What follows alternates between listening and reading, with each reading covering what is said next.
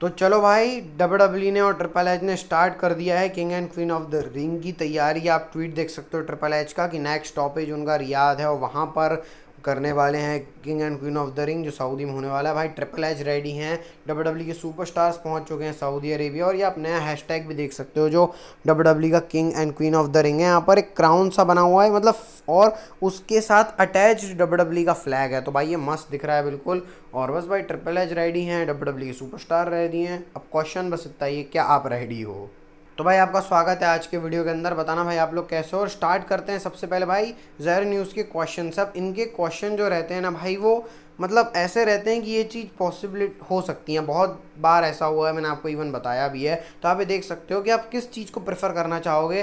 पहला, Roman Reigns return और वो रेजनर के स्टाइल में मनी इन द बैंक में आए और जीते। जैसे ब्रॉक रेजनर आए थे जब मुस्ताफ़ा अली कैश इन मतलब लेने वाले थे ब्रीफ केस, तभी ब्रॉक रेजनर आ गए थे, क्या वैसे? या फिर रोमन रिंग्स समर स्लैम 2020 जैसा आए कि रोमन रिंग्स आए अपने स्टाइल के अंदर और कोडी रोड्स को स्पीयर मारे आउट ऑफ नोवेयर। तो आप बताना आप इनमें से क्या चूज़ करना चाहोगे। अब देखो, सबसे पहली बात, रोमन रिंग्स का मनी इन द बैंक जीतना। रोमन रिंग्स ने अपने डब्ल्यूडब्ल्यू के करियर में, अपने रेज्यूमे में मनी इन द बैंक आज तक नहीं जीता है। और मनी इन द बैंक की प्रेस्टीज भी अगर आप लोग देखो तो मैं ये नहीं बोलूँगा कि कम हो गई, क्योंकि डेमन प्रीस्ट के कैश इन ने उसको इस्टेब्लिश कर दिया है। और अगर रोमन रिंग्स के पास मनी इन द बैंक वाला ब्रीफ केस आ गया तो उसकी वैल्यू ऑब्वियसली बात है भाई और बढ़ जाएगी। और फिर रोमन रिंग्स के पास तो जो ब्रीफ केस है, ब्लड लाइन की स्टोर लाइन है, तो वहाँ से भी डब्ल्यूडब्ल्यू यूज़ कर सकती है। या फिर रोमन रिंग्स और कोडी रोड्स का रीमैच जो बोला गया है, जो मतलब एक और चीज़ है कि रोमन रिंग्स आके स्पीयर कोडी रोड्स को लगाएं जो उन्होंने फील्ड को लगाया था। और रोमन रिंग्स से पिछले वाला अपना यूनिवर्सल चैंपियनशिप हारी नहीं थी कभी, और इस बार हारी है। तो ये एक नया रोमन रिंग्स आया, वही मैंने आपको बोला है कि ये रोमन रिंग्स कुछ नया होगा ना, प्योर बेबी फेस होगा और हील भी नहीं होगा। ये ऐसा होगा कि भाई इसको कोई फ़र्क नहीं पड़ता, जैसे एजे स्टार्स का कैरेक्टर और अभी भी ड्रू मैकिंटायर। अगर ड्रू मैकिंटायर को देखोगे तो वो ऐसे हील नहीं है, उनको कोई चीज़ों से फ़र्क नहीं पड़ता। वैसे टाइप का आप रोमन रिंग्स का कैरेक्टर एक्सपेक्ट कर सकते हो। और Roman rings versus Cody Rhodes, लेकिन इससे दिक्कत ये होगी कि कोडी रोड्स के ऊपर फैंस टर्न ना कर जाएं, और ये फ्यूड बहुत खतरनाक हो सकती है जो इसका पार्ट 3 है। क्यों? क्योंकि अगर कोडी रोड्स अभी बेबी फेस चल रहे हैं, रोमन रिंग्स को भी अभी बेबी फेस रिएक्शन मिल रहा है, और कोडी की स्टोरी फिनिश हो गई है, और एज सच कोडी रोड्स ने अभी तक कुछ भी नहीं किया, तो लोग वैसे ही भरे बैठे हुए हैं। और गलती से रोमन रिंग्स आ गए तो फिर कोडी रोड्स के जो रोमन रिंग्स के फैंस हैं वो और भड़क जाएंगे। जो रोमन रिंग्स के फ़ैन नहीं भी हैं और जो कोडी के फ़ैन नहीं हो, कोडी के और रोमन के फ़ैन अगर देखोगे तो रोमन रिंग्स की ज़्यादा पॉपुलैरिटी है, तो वहाँ से फिर कोडी रोड्स के लिए दिक्कतें हो सकती हैं। लेकिन अब उन्होंने बोला है भाई ज़ेड न्यूज़ वालों ने, तो यहाँ से कुछ पॉसिबिलिटी हो सकती है रोमन रिंग्स और कोडी रोड्स के मैच में।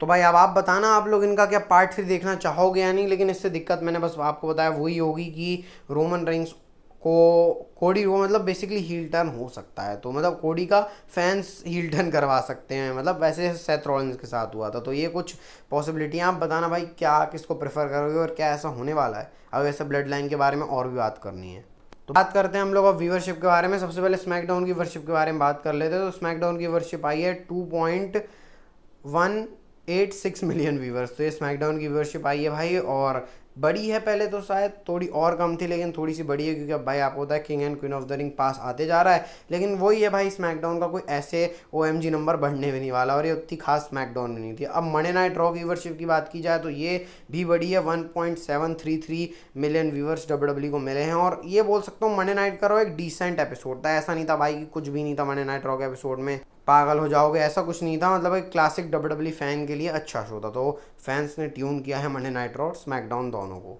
और जरा AEW के बारे में बात कर लेते हैं, क्योंकि कुछ बड़ी चीज़ हुई है। एज और मैलेकाई ब्लैक, जिनको आप डब्ल्यूडब्ल्यू में एलिस्टर ब्लैक के नाम से जानते होगे, उनकी फ्यूड चल रही है भाई। और वो जो एज का एक बात वाला रहता है ना, ब्लड बात या फिर क्या बोलते हैं पता नहीं, तो ब्लड बात आज उनके ऊपर हो गया, हमारे एलिस्टर ब्लैक के ऊपर, या फिर मैलेकाई ब्लैक बोल सकते हो आप लोग। ऐसे पूरी लाइट डिम हो गई थी और उसके बाद अचानक से ब्लड बात हो गया। ज़्यादा कुछ ऐसे बताने को नहीं है, बस आपको पुरानी मेमोरीज भी याद दिला देता हूँ, जैसे सेथ रॉलिंस और एज की फ्यूड में हुआ था। तो AEW के अंदर भी कुछ मामला चल रहा है, ठीक है भाई, लेकिन मैं ज़्यादा फॉलो नहीं करता AEW को, बस कुछ OMG लगा सोचा आपके साथ शेयर कर देता हूँ।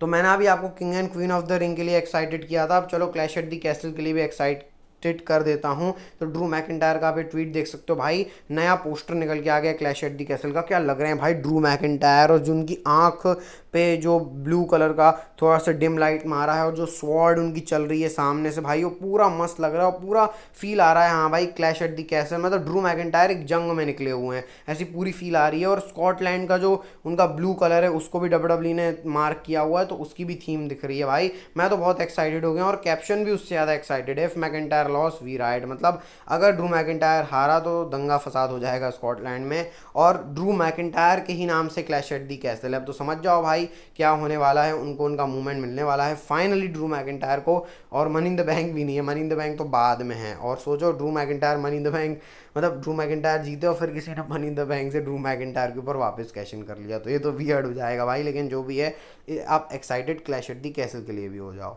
अब जरा डब्ल्यू के स्पीड के बारे में बात कर लेते हैं भाई। तो अपोलो क्रूज और टाइलर बेट के बीच में नंबर 1 कंटेंडर के लिए मैच था, टूर्नामेंट इनका चल रहा है, अच्छा मैच था। अपोलो क्रूज ने भाई आज जान लगा दी, आज ऐसा लग रहा था मेरे को कि अपोलो क्रूज जीतने वाले हैं भाई। जो उनका पुराने, मतलब आज मेरे को देख के पुराने वाले अपोलो क्रूज की याद आ गई, जब मैं 2017-18 के टाइम के आसपास था भाई, कि अपोलो क्रूज में फिर एक नाइजीरियन वाला भी डब्ल्यू ने गिमिक मारा, लेकिन उससे कुछ ज़्यादा फायदा नहीं हुआ, अपोलो क्रूज को उल्टा हार गए।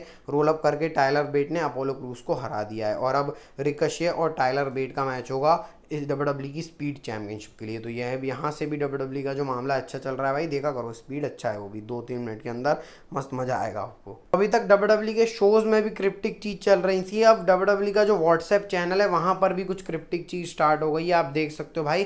पहले 4 PM करके एक टेक्स्ट मैसेज आया, फिर वो डिलीट हुआ, और उसके बाद यहाँ पे हेलो, और आप देख सकते हो ये फोटोज यहाँ पर आई, जैसे पता नहीं भाई कागज के टुकड़े पड़े हुए हैं, और यहाँ पर लिखा remember how you who you are, ऐसे करके रिमेंबर हु यू आर करके लिखा हुआ है, फिर कागज फटा हुआ है, पता नहीं भाई क्या है, बहुत क्रिप्टिक सी चीज़ है। अभी क्रिप्टिक सी चीज़ किससे रिलेट करती है मैं आपको बता चुका हूँ, अंकल हाउडी और ब्रे वाइट की स्टोरी लाइन से, तो ये कुछ वहाँ से ही समझ में आ रहा है। और क्या होगा भाई, डब्ल्यू टीज करी जा रही है, मेरे को पता नहीं, गट फीलिंग आ रही है कि भाई king and queen of ring में कुछ तो बड़ा होने वाला है। देखो प्रीमियम लाइव इवेंट है, सऊदी का शो है, कोई ज़्यादा ऐसे बड़े स्टार लेके भी नहीं जा रही है डब्ल्यू, तो हो सकता है अंकल हाउडी और जो ब्रे वाइट की स्टोरी लाइन है ये डब्ल्यू वहाँ से स्टार्ट कर दे सऊदी के शो से, तो कुछ सऊदी में तो बड़ा करना ही पड़ेगा। अब जरा बात करते हैं डेमन प्रीस्ट, नाया जैक्स और पॉल हेमन के बारे में। तो अभी पॉल हेमन आपको पता है ब्लड लाइन की स्टोरी लाइन है, बहुत ज़्यादा इन्वॉल्व है, साथ साथ में डेमन प्रीस्ट और नाया जैक्स को भी पॉल हेमन कंट्रोल करके रख रहे हैं। डेमन प्रीस्ट सबसे पहले तो भाई, डेमन प्रीस्ट में अगर आप देखोगे तो मेरे को बहुत चेंजेस नज़र आए हैं अभी रेसलमेनिया टाइम से, जब से वो चैंपियन बने, और नाया जैक्स जब से उन्होंने अपना रिटर्न किया है, उनके अंदर एक नया फ्लेवर देखने को मिला है जो पहले नहीं था भाई। पहले पता नहीं नाया जैक्स का क्या ही देख के लगता था, अब नाया जैक्स लग रहा है कि हाँ भाई अच्छे से प्रोफेशनल रेसलिंग की तरीके से बिहेव कर रही हैं, और ये पॉल हेमन के कारण है। पॉल हेमन अभी कंट्रोल कर रहे हैं नाया जैक्स और डेम प्रीस्ट, और इनकी स्टोर लाइन के ऊपर फोकस कर रहे हैं पॉल हेमन। तो भाई पॉल हेमन का जहाँ हाथ लग गया, जैसे बोलते हैं ना हाथ लग गया सोना, तो वैसे पॉल हेमन का जहाँ हाथ लग गया वो स्टोर लाइन मस्त होती है। जैसे ब्लड लाइन की देख सकते हो आप लोग, one of the best story line के अंदर बोला जाएगा भाई, इसलिए तो पॉल हेमन का नाम नहीं है, और इसलिए तो वो हॉल ऑफ फेमर नहीं है भाई। और मैं तो बोलूँगा कुछ पिलर्स डब्ल्यू के 4-5 पिलर्स के अंदर पॉल हेमन, ट्रिपल एच का तो नाम होगा ही, विंस मैकमैन, पॉल हेमन, इन सबका हाथ है। भले ही विंस मैकमैन के कांट जितने भी हों, लेकिन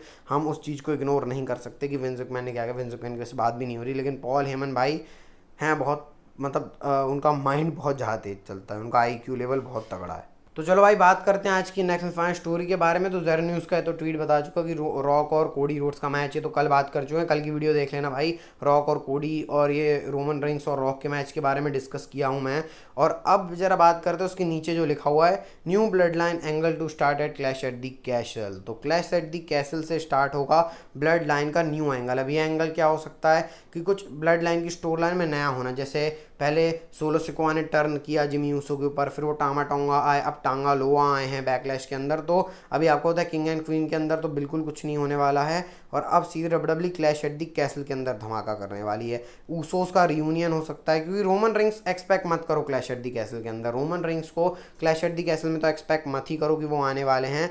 हो सकता है कि ऊसोस का रियूनियन हो जाए, या फिर जो नई ब्लड लाइन है इसमें से कोई नए मेंबर का एडिशन हो जाए, या जेकब फाटू या फिर जिला फाटू भी अभी रोमन रिंग्स के बारे में बातें कर रहे हैं। तो कुछ तो डब्ल्यूडब्ल्यू यहाँ से कर सकती है, और होगा ही, क्योंकि अभी क्लैश एट दी कैसल के अंदर टाइम है। और ये भी बात है कि रोमन रिंग्स का रियूनियन होगा कैसे, मतलब हो सकता है कि ऐसा भी हो कि रोमन रिंग्स इसी नई वाली ब्लड लाइन में ही रहे, मतलब यही OG ब्लड लाइन में रोमन रिंग्स आ जाए, मतलब जो ऊसोस वाली, समझ जाओ आप, जैसे अभी जो हम बोल रहे हैं ओजी वाली ब्लड लाइन और न्यू ब्लड लाइन, तो ऐसा हो ही ना new blood line Jey Uso Jimmy Uso की रहे और ये जो ओरिजिनल ब्लड लाइन है जिसको हम न्यू ब्लड लाइन बोल रहे हैं यही ओरिजिनल बन जाए, यानी रोमन रेंग्स के साथ साथ सोलो सिकोआ, टामा टोंगा, टांगालोआ ये वाली ब्लड लाइन और जे ऊसो जिमी ऊसो और वहाँ से जे का फाटू आ जाए, क्योंकि जे का फाटू और सोलो सिकोआ एक जगह रह नहीं सकते, तो वहाँ जे का फाटू और वहीं जिला फाटू, ऐसा कुछ डब्ल्यूडब्ल्यूई कर सकती है भाई। और ब्लड लाइन की स्टोरी लाइन तो मैं बोल ही रहा हूँ असर्टेन है, कभी भी कुछ भी हो जाता है भाई, लेकिन यह तो भाई ऐसी स्पेकुलेशन है। बाकी आप बताना भाई आपको वीडियो कैसी लगी आज की, डेली कंटेंट आता है भाई तो लाइक सब्सक्राइब कर देना, बस मोटिवेशन मिल जाता है। बस आप अपना ध्यान रखना, हेल्थ का ध्यान रखना, health is wealth. Bye bye, take care, मिलते हैं आपको नेक्स्ट वीडियो में।